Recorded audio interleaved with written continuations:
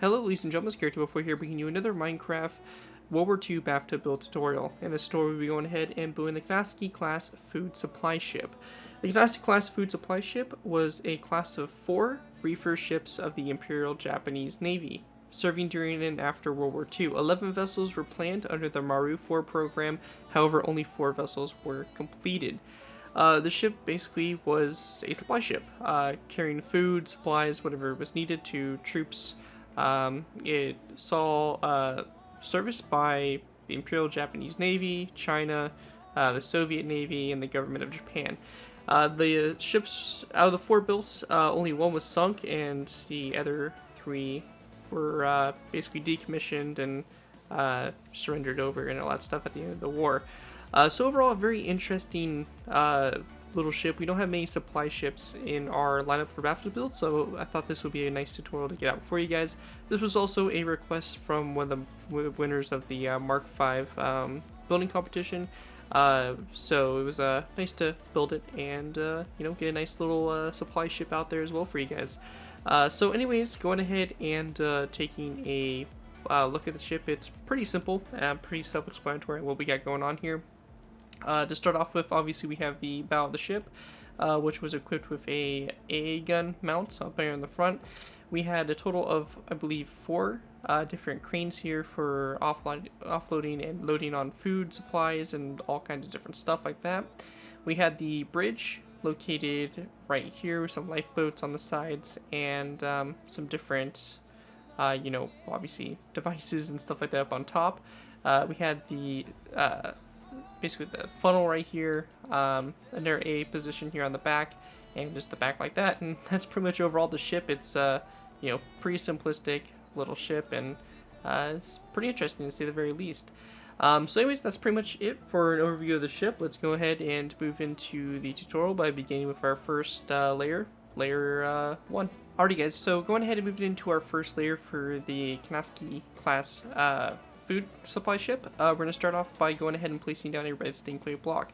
Now just a quick note is that this is going to be at water level with basically the hull.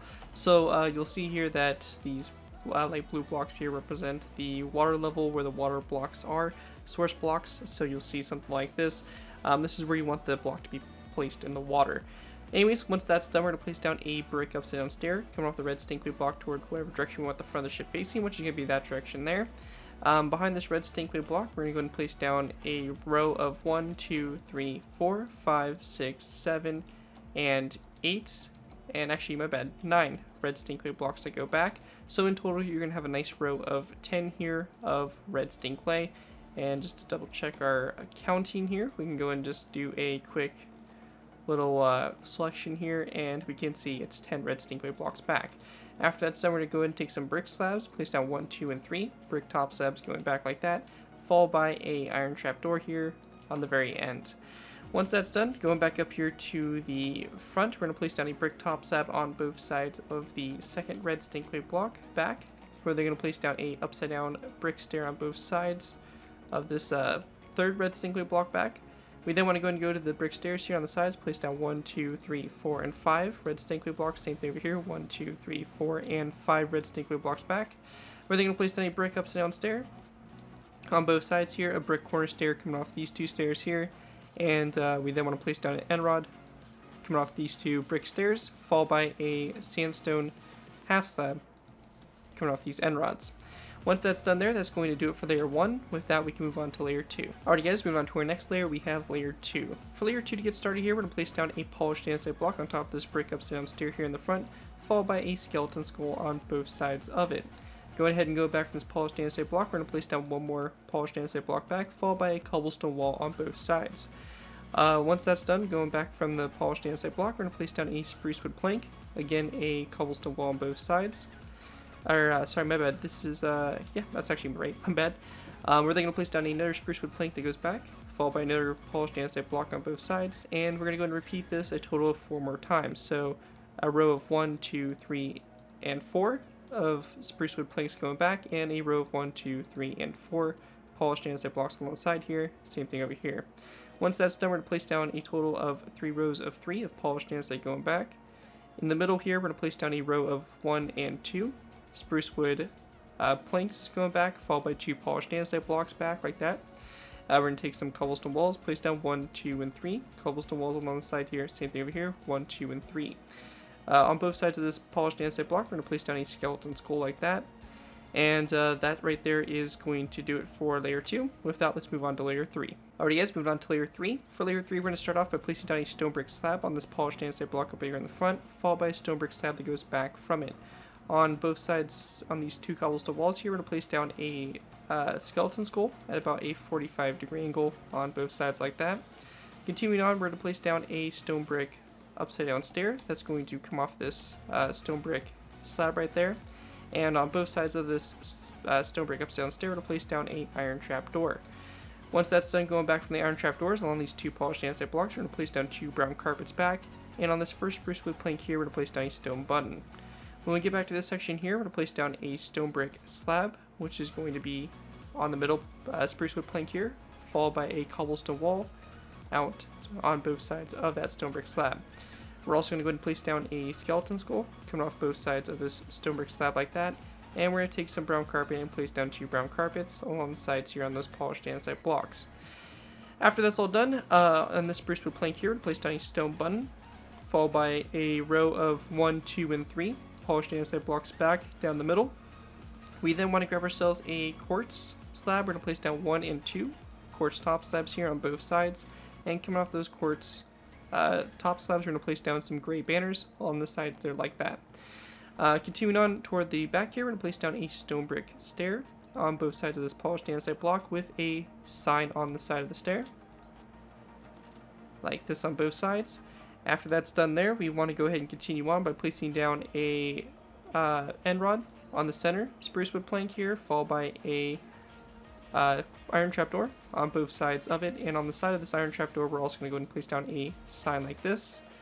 And same thing over here. So just like that.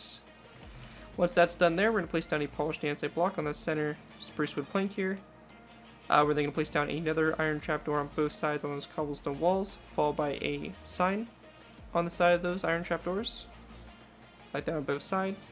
We're going to place down another iron trapdoor here on the middle polished andesite block, followed by a skeleton skull on the kind of corner here at about a 45-ish degree angle on the cobblestone wall, and same thing over here, just like that.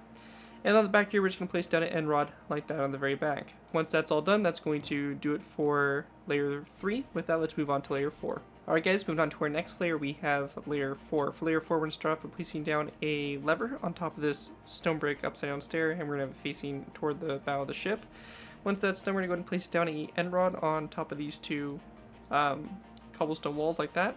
Coming off this end rod on both sides, we're going to place down another brick fence post, and it's going to be the same thing over here on this side as well for the start of the cranes there. We're then going to come back here to the bridge. We're going to place down a polished andesite block, followed by an item frame coming off the polished andesite block toward the front, a black wool block in the item frame, and a sign to cover it up like that for the bridge. When that's done, we're going to go ahead and take some dark oak wood fence gates, place down a dark oak wood fence gate on both sides of this polished andesite block. We're then going to place down a stone brick stair, going back from the polished andesite block, followed by again a dark oak wood fence gate here on both sides of the stone brick stair. Once that's all done there, we're also going to go ahead and grab ourselves a gray banner. We're going to place down a gray banner that's going to be coming off of these 2 dark oak wood fence gates, just like that on both sides. We then want to grab ourselves a black wool block, place it down on top of this polished andesite block, and a stone button on top like that. We then also want to go ahead and place down an end rod on top of this end rod right here, and we're going to place down a redstone repeater if it's not just flicked out to the side like that, like so. Once that's done, that's going to do it for layer 4. Actually, one last thing, we do have to place down an iron trapdoor in between these end rods, so something just like that. Now, when that's all done, that's going to do it for layer 4. We have the remaining layer 5, 6, 7, and 8 to put on, and once we have that all complete, that'll pretty much do it for the build. So with that, let's move on to layers 5 through 8. Alright guys, move on to layers 5 through 8. For these layers to go ahead and get started here, we're going to go ahead and go to the iron trapdoor right here in the middle for the front mast. We're going to go ahead and place down 1 and 2 end rods going up like this, followed by a third one on top. On both sides of the third one, we're going to go ahead and place down a end rod coming off on both sides, and then on the very top here, we're just going to place down an iron trapdoor like that. Now we also want to go ahead and go to the dark oak wood fence posts here, and we want to go ahead and continue the fence posts like this going out at an angle. So you want to kind of continue that pattern going out to the sides here. We're going to do the same thing over here.